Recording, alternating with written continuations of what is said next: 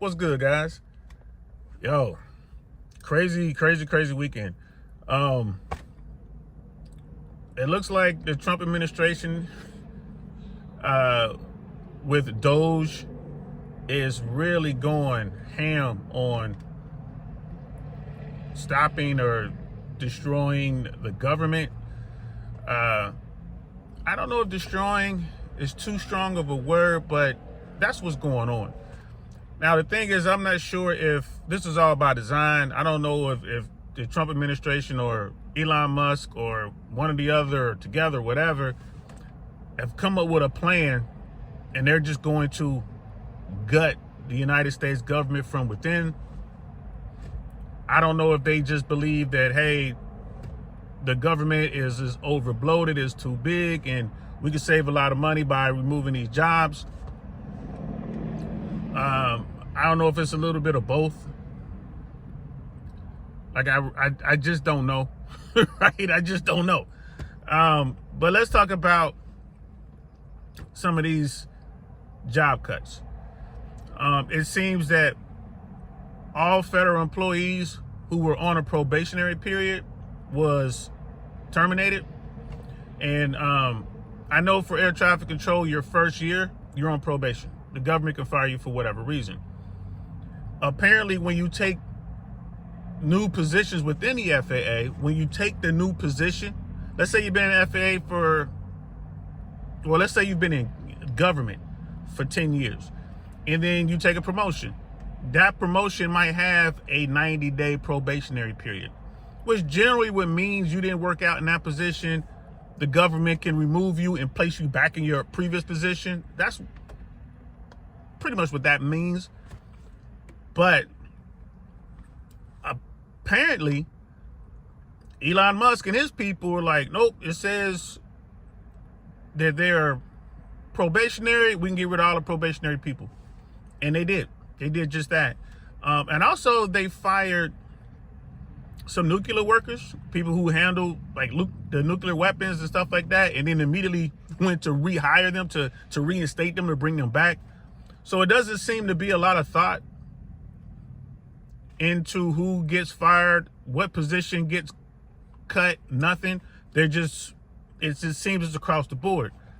Now, there's a whole bunch of bad with that. And again, I understand the concept. Everyone understands that the government is bloated. We understand the government is too big. There are a bunch of jobs out there that are just unnecessary and people are getting money. I get that.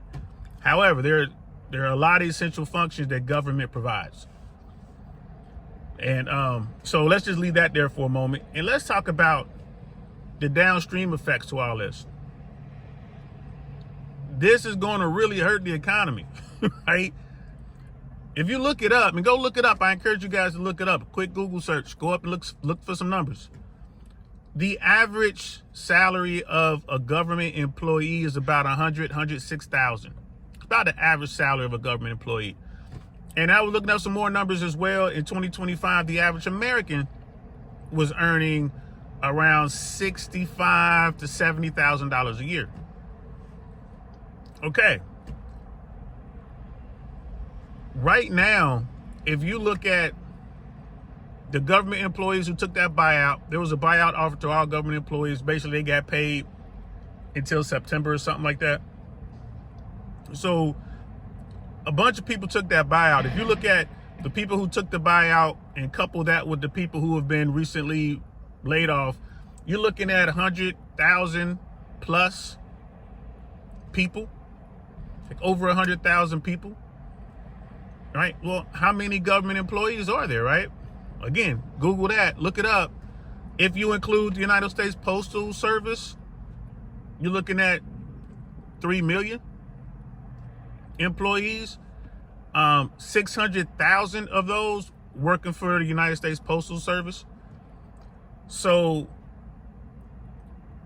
how many government jobs do they intend to cut? I think today is Monday. I think today they're going to announce how many IRS jobs are going to be cut. Within the FAA, support positions have been affected. So they have fired or laid off support specialist in the FAA.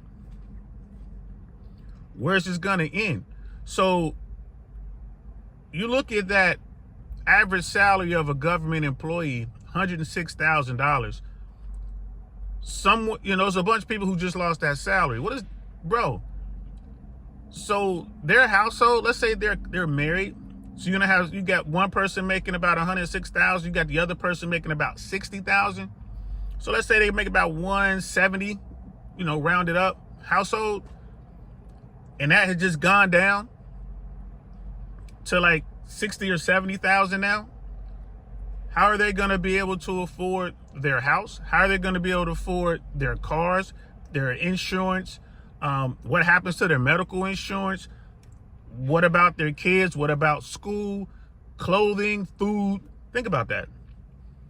So if we have, I don't know, maybe an additional 50 to 100,000 people who are out of a job, going into a very difficult job market, how many of those people are going to lose their homes? How many of those people are going to max out all their credit? How many of those people are not going to be able to pay for their car? How many of those people are not going to be able to pay insurance? Downstream, this is going to get real. I haven't looked today, but I wonder what Wall Street is doing. I haven't looked today, but there's a lot of uncertainty here going on, a lot. And the big thing is, it doesn't look as if the people in the White House, Doge, Elon Musk people, it doesn't look as if they have a plan. It doesn't look that way. They're just looking at papers and cutting away. So eventually, government is going to break down. I'm for getting rid of the IRS. I'm pretty sure everybody's like, yeah, get rid of the IRS. But that is a function there. And the final thing I wanted to bring up, like Donald Trump comes into the White House and his administration are making all these cuts. Okay. Making a bunch of cuts. Okay. But to what end? What's the play here? Is the play we're going to make a bunch of cuts so we can pay down the national debt? If that's the case, wouldn't we raise taxes? Trump has come in, he wants to lower taxes, and then he wants to cut away government. On the one hand, I get you. If you want to cut spending, that's fine. But why are we cutting spending? We should be cutting spending so we can raise taxes, get more revenue in, so we can pay down our debt, right? Isn't that what we should be doing? That doesn't seem to be what we're doing here. I don't see the play. I don't understand what's going on. The only thing I see here is carnage, bro. It just knee jerk. Go and do this. This is what we said we're gonna do. Go do it. That's what I'm seeing here. And I'm here to tell you,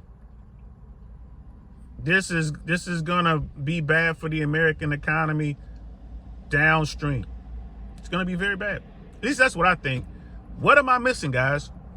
Let me know in the comments below. Tell me what I'm missing, because I don't see the play here. Tell me what I am missing. Just firing all these people. Inflation is already a problem.